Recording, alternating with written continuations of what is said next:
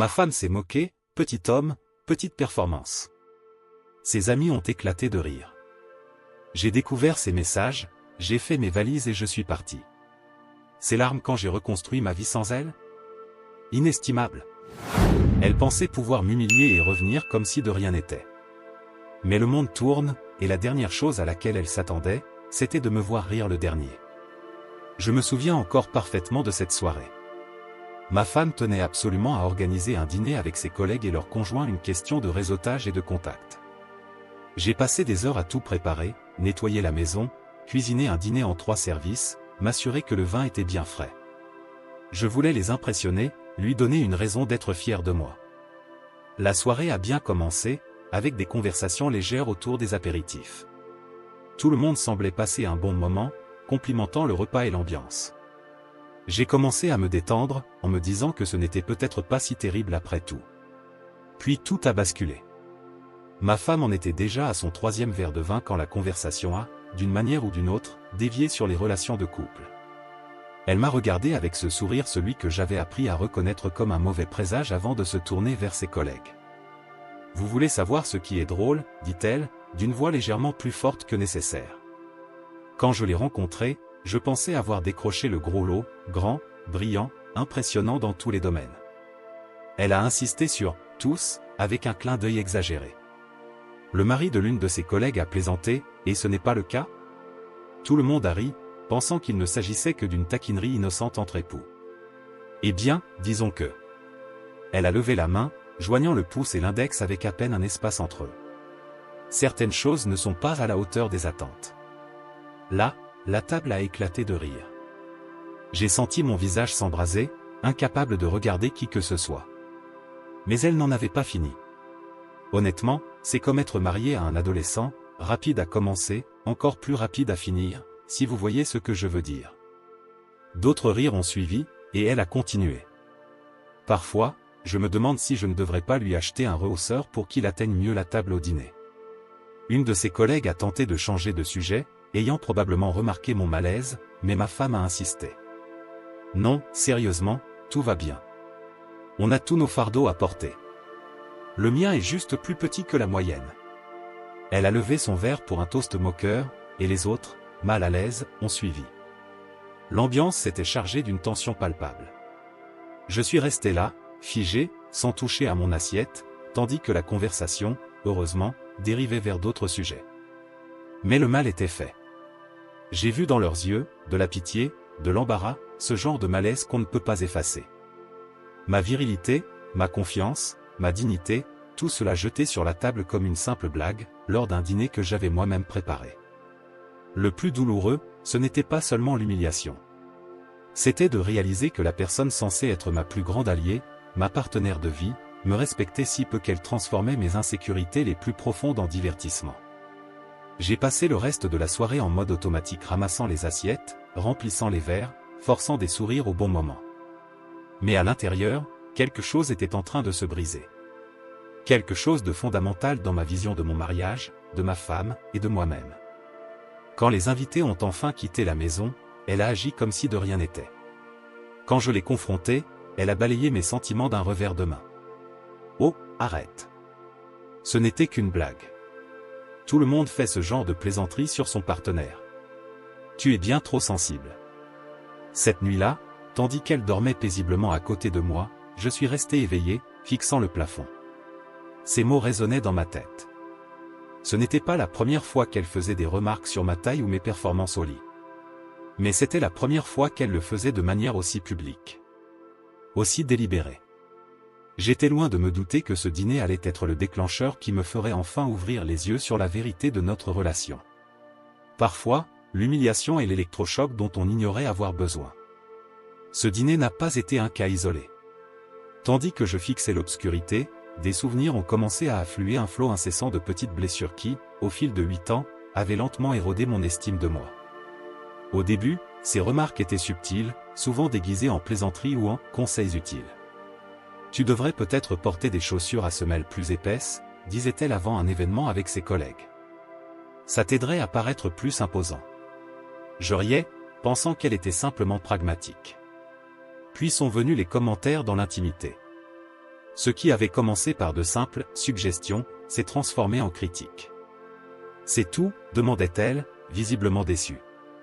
Ou pire, elle soupirait, se tournait de l'autre côté et murmurait. Ne t'inquiète pas. J'ai fini par m'y habituer. Chaque fois que j'essayais de m'améliorer, que je faisais plus d'efforts pour lui plaire, je ne récoltais que des soupirs, plus de déception, plus de hochements de tête discrets. Ma promotion au travail, il y a 3 ans, aurait dû être un moment de célébration. Mais lorsque je lui ai annoncé, fier, mon nouveau poste de cadre supérieur, sa seule réponse a été « Ah, c'est bien. » Il ne devait pas avoir beaucoup d'options cette année. Puis, sans attendre, elle a changé de sujet pour parler de ses propres réussites. Je me souviens être resté debout dans la cuisine, la bouteille de champagne encore fermée, pendant qu'elle parlait d'elle-même sans interruption pendant 40 minutes. Les réunions de famille étaient aussi un champ de bataille. Elle me présentait aux parents éloignés en posant la main sur mon épaule et en disant « Voici mon mari. » Ce n'est pas ce à quoi je m'attendais quand je rêvais de mariage, mais on fait avec, hein? Tout cela avec ce sourire parfait qui faisait croire à tout le monde que ce n'était qu'une plaisanterie affectueuse. Dans les magasins, quand nous achetions des vêtements, elle prenait des tailles plus grandes et disait « Peut-être un jour, qui sait ?» Devant les vendeurs. Si j'essayais un vêtement qui me plaisait, elle fronçait légèrement les sourcils avant de dire « Si c'est ce que tu veux, d'accord, mais ça ne te met pas vraiment en valeur. » Même mes loisirs n'étaient pas épargnés. Quand j'ai commencé des cours de guitare, quelque chose que j'avais toujours voulu faire, elle a ri au téléphone avec ses amis et a dit « C'est mignon, ses doigts sont trop petits pour atteindre certains accords correctement, mais il essaie tellement fort. » J'ai arrêté de jouer après 3 mois. Le schéma le plus constant, c'était la façon dont elle me complimentait en privé pour mieux m'humilier en public. Elle me disait que j'étais beau avant un événement, puis racontait à tout le monde qu'elle avait dû m'aider à choisir mes vêtements parce que je m'habillais comme un adolescent daltonien. Elle félicitait un plat que j'avais cuisiné à la maison, mais disait ensuite aux invités que j'étais encore en train d'apprendre les bases.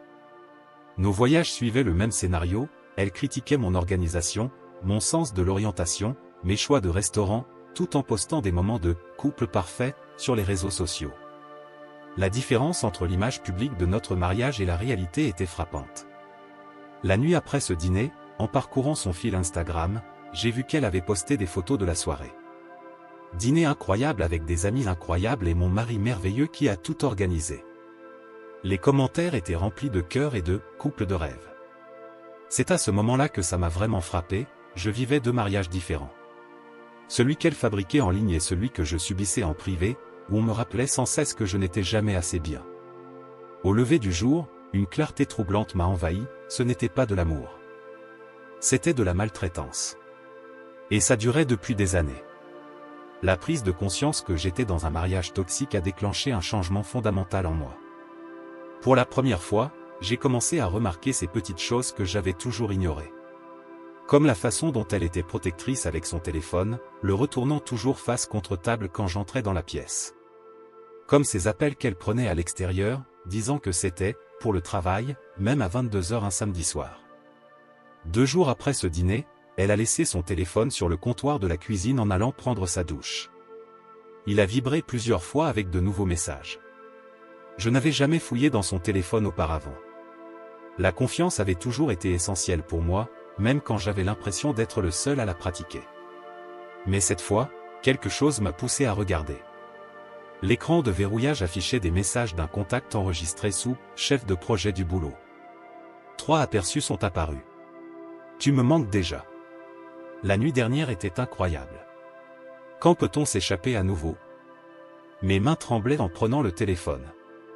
Par une coïncidence amère, elle n'avait jamais changé son code depuis qu'on avait configuré nos appareils ensemble des années plus tôt. J'ai ouvert la conversation et senti le monde vaciller autour de moi. Des centaines de messages accumulés sur des mois. Des photos explicites, des récits détaillés de rencontres dans des hôtels, des plans pour leur prochain rendez-vous. Le dernier échange portait sur le dîner qu'ils avaient prévu pour le lendemain. Apparemment, je serais en train de travailler tard, une nouvelle qui, manifestement, ne m'était pas encore parvenue. Mais ce qui m'a vraiment brisé, ce sont les messages qui parlaient de moi.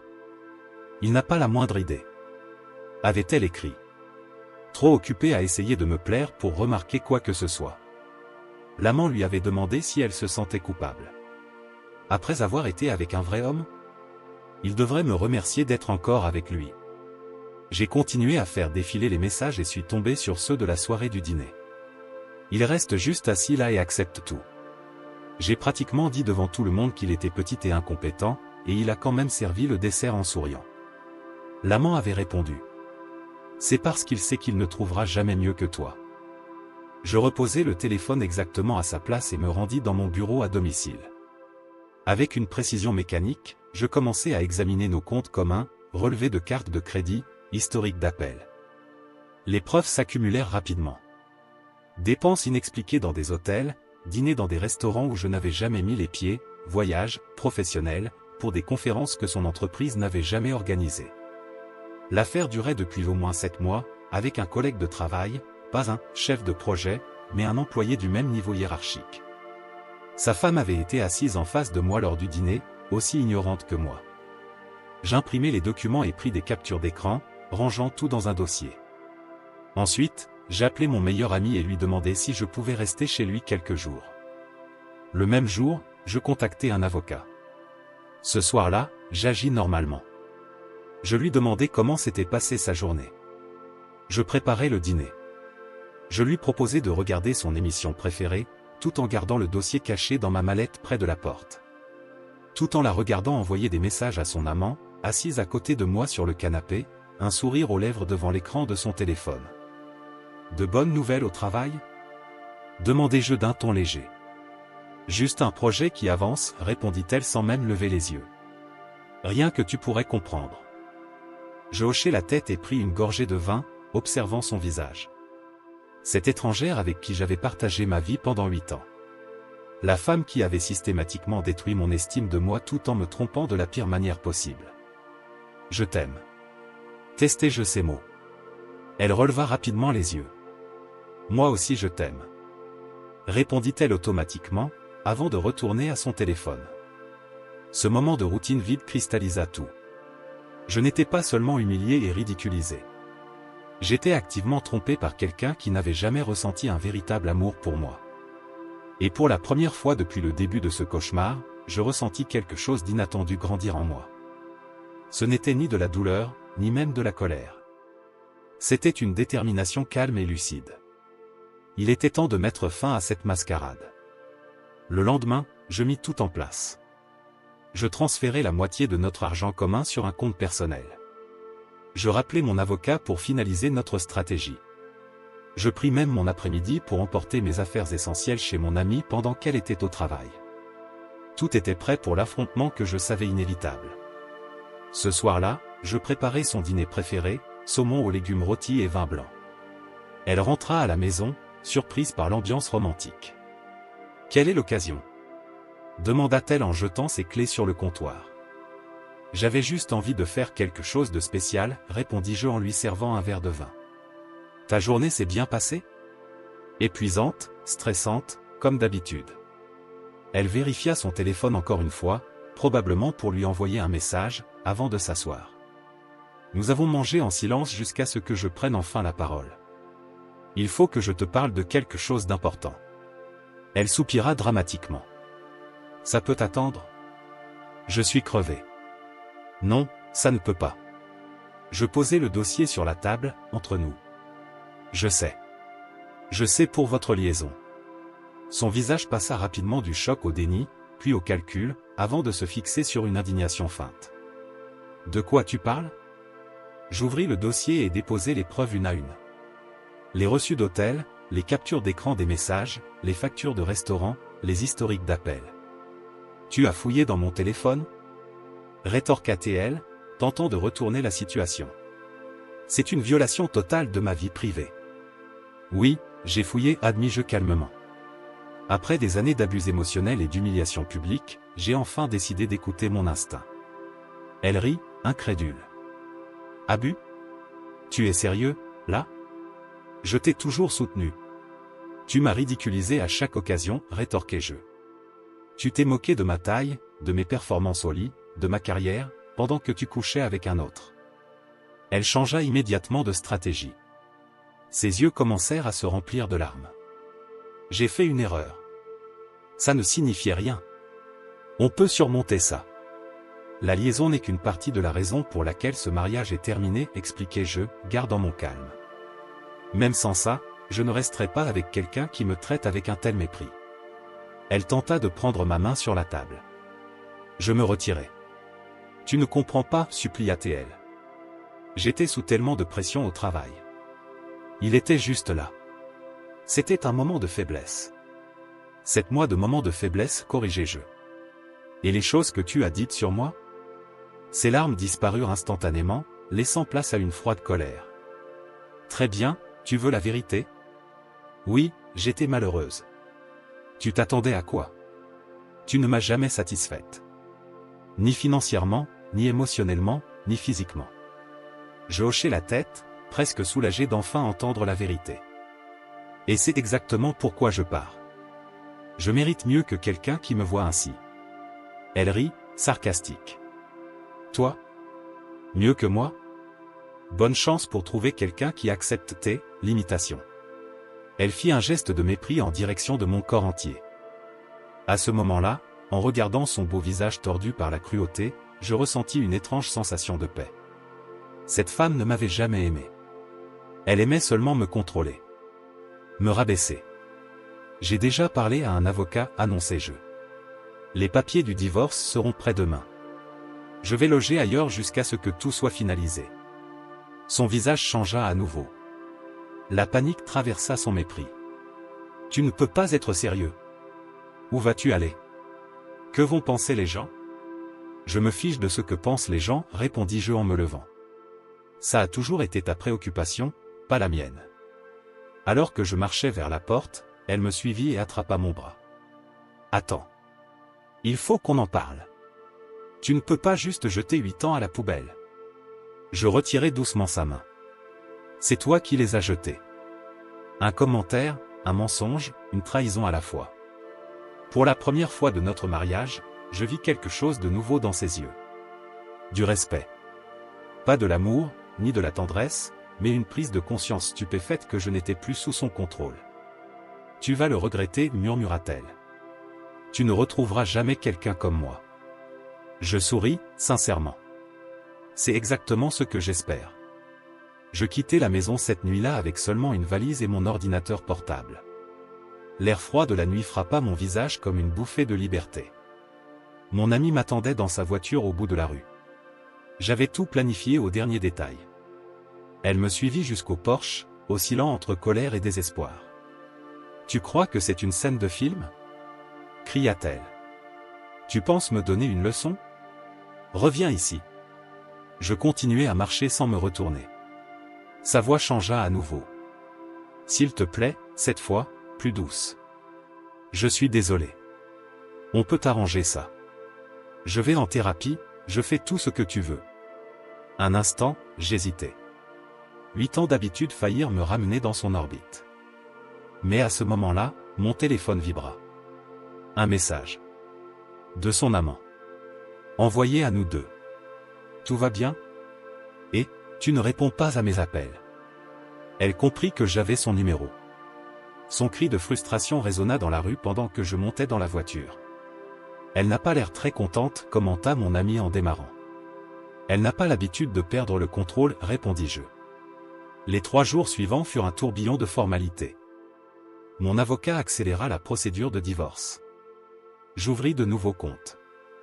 J'engageai une société de déménagement pour récupérer mes affaires pendant qu'elle était au travail. Je trouvai un petit appartement et signai un bail de 6 mois. Pendant tout ce temps, mon téléphone ne cessa de vibrer. Ces messages arrivaient par vagues, d'abord la colère, puis les supplications, puis les menaces, puis les tentatives de négociation. Elle se présenta à mon travail, provoquant une scène qui ne fit que renforcer ma décision. Elle envoya sa sœur pour tenter de me faire changer d'avis, mais l'effet fut inverse. Après avoir entendu toute l'histoire, sa sœur déclara calmement qu'elle comprenait ma décision. Le 4e jour, je retournai à la maison avec la police pour récupérer des objets personnels auxquels je ne faisais pas confiance aux déménageurs, des photos de famille, des souvenirs de mes parents, des documents importants. Elle m'attendait, les yeux rouges et gonflés. « Tu as appelé la police contre moi ?» siffla-t-elle en me voyant entrer. Je suis juste là pour récupérer mes affaires, répondis-je en traversant le couloir jusqu'à notre chambre. Elle me suivit, silencieuse, me regardant pendant que je rassemblais les derniers morceaux de ma vie d'avant. Et les bons moments? Demanda-t-elle enfin.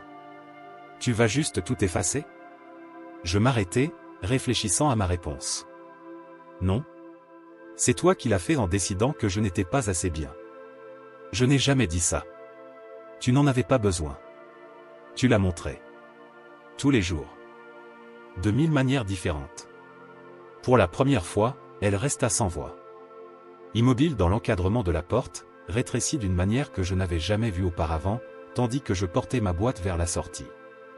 Quand j'atteignis la porte d'entrée, elle tenta une dernière attaque. Ton nom est toujours sur l'hypothèque, dit-elle. Tu es encore responsable de la moitié. Je secouai la tête. Mon avocat s'en occupera. Vends la maison si nécessaire. Je ne peux pas payer seul, admit-elle, sa vulnérabilité perçant enfin son armure. Ce n'est plus mon problème. Son visage se crispa, laissant entrevoir son mépris habituel. C'est exactement pour ça que j'avais besoin de quelqu'un d'autre. Tu es trop faible pour te battre pour notre mariage. Je la regardai. Pour de vrai. Une dernière fois. Et, à cet instant, je vis tout avec clarté. Pas la déesse que j'avais un jour placée sur un piédestal. Pas la manipulatrice cruelle de ces derniers temps. Juste une personne, faillible et insécure, qui avait bâti son estime de soi en écrasant les autres. Je ne vais pas me battre pour quelque chose qui me détruit, répondis-je simplement. Ce n'est pas de la faiblesse. C'est de l'amour-propre. Je refermai la porte derrière moi. Son premier sanglot sincère brisa le silence au moment où la serrure claqua. Le son me suivit jusqu'à la voiture de la police. Je m'assis sur le siège passager et, pour la première fois depuis des années, je laissai échapper un profond soupir de soulagement. Mon téléphone vibra. Une nouvelle fois, un appel d'elle. Je raccrochai. « Tout va bien ?» demanda le policier. « J'y arrive, répondis-je, regardant notre maison rétrécir dans le rétroviseur alors que nous nous éloignions. 6 mois peuvent tout changer. » Le divorce fut finalisé plus vite que je ne l'avais imaginé. Elle ne contesta pas, une fois qu'elle comprit que je ne reviendrais pas.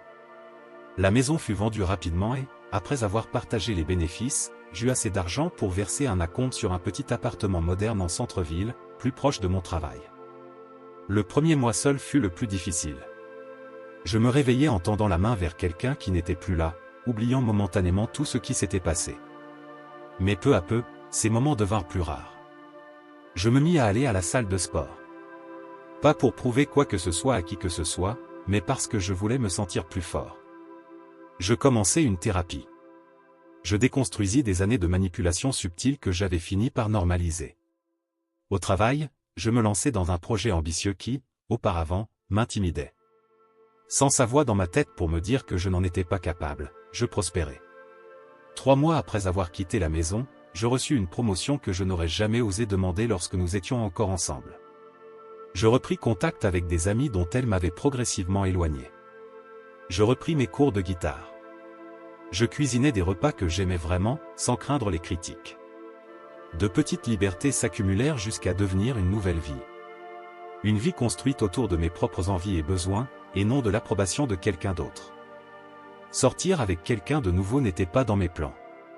Mais, 4 mois après la séparation, je rencontrai quelqu'un lors d'un événement professionnel d'un client. Elle était chef de projet dans leur entreprise. Intelligente, directe et sincèrement bienveillante. Notre conversation coula naturellement, et quand elle proposa un café la semaine suivante, je fus surpris de me surprendre à dire oui. Le café devint un dîner. Puis des randonnées le week-end. Et plus encore. Elle ne me fit jamais me sentir jugé ou insuffisant. La première fois que nous fûmes intimes, je m'attendais à être déçu ou à faire des comparaisons. Mais au lieu de cela, elle fut présente, à l'écoute. Puis, après, elle me prit dans ses bras et murmura. C'était parfait. 2 mots simples. Mais qui guérir des blessures dont je ne savais même pas qu'elles étaient encore ouvertes. Puis arriva le jour que je redoutais secrètement. Un ami se mariait, et la réception se tenait dans un restaurant chic, fréquenté par les professionnels de la ville. Je savais qu'il y avait de grandes chances d'y croiser mon ex-femme. J'arrivais à l'événement avec ma nouvelle compagne, me sentant confiant dans mon costume sur mesure et la vie que j'avais reconstruite. 1 heure plus tard, alors que je riais avec des amis, je sentis une présence familière. Mon ex était de l'autre côté de la salle, me regardant fixement. Elle semblait plus mince, habillée avec plus d'élégance que d'habitude, comme si elle tentait de projeter une image parfaite. Nos regards se croisèrent. Je lui fis un signe de tête poli et repris ma conversation, sans perdre le fil. Plus tard, alors que je dansais avec ma compagne, elle s'approcha. « Tu as l'air d'aller bien, dit-elle, la voix tendue. « Merci. Toi aussi. » Le silence s'installa entre nous, chargé de tout ce qui ne serait jamais dit en public. « J'ai entendu parler de ta promotion, finit-elle par dire. « Félicitations. » « Merci. » Elle jeta un regard à ma compagne, qui s'était éloignée pour chercher des verres. « Elle a l'air sympa. » « Elle l'est, confirmai-je. » Un autre silence. Elle semblait attendre quelque chose. Peut-être des questions sur sa vie. Ou un signe que je regrettais. Je ne lui offris ni l'un ni l'autre. « Bon. Je ferais mieux de retourner à ma table, dit-elle enfin. Je hochai la tête, remarquant qu'elle était seule au milieu de couple. Alors qu'elle s'éloignait, elle ajouta. « Pour ce que ça vaut, je suis désolé pour tout. 6 mois plus tôt, ces mots auraient signifié le monde pour moi. Aujourd'hui, ce n'étaient que des mots.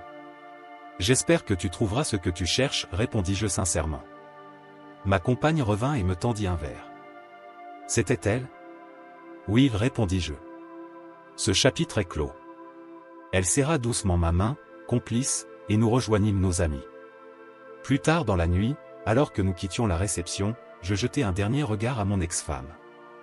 Elle nous observait de l'autre côté de la salle, une expression indéchiffrable sur le visage en me voyant rire à quelque chose que ma compagne venait de dire. À cet instant, je compris que ma plus grande revanche n'avait ni été planifiée ni exécutée. Elle s'était simplement produite. C'était de vivre bien. Sans son ombre au-dessus de moi. Je sortis, la tête haute, ma main entrelacée avec celle de quelqu'un qui me voyait et m'acceptait pleinement. Sans confrontation dramatique. Sans paroles blessantes. Juste le triomphe silencieux d'avoir reconstruit une vie qui, enfin, m'appartenait vraiment. Commentaire Monsieur Reddit. Et voilà, mes amis, c'est ça la véritable victoire. La vengeance n'a pas toujours besoin d'être spectaculaire ou d'une revanche directe. Parfois, la meilleure réponse, c'est simplement d'avancer et de construire une vie meilleure, libre de ceux qui ont essayé de nous retenir. L'épanouissement, la guérison et le bonheur sont les plus belles preuves que nous avons fait le bon choix. Et vous? Avez-vous déjà vécu quelque chose de similaire? Partagez vos histoires dans les commentaires, je suis curieux de les lire. Si vous avez aimé la vidéo, laissez un like et n'oubliez pas de vous abonner à la chaîne pour plus d'histoires et de discussions intrigantes. Et n'oubliez pas d'écouter notre podcast pour plus d'histoires inspirantes comme celle-ci, le lien est dans la description et dans la carte à l'écran. Merci d'avoir regardé et à la prochaine.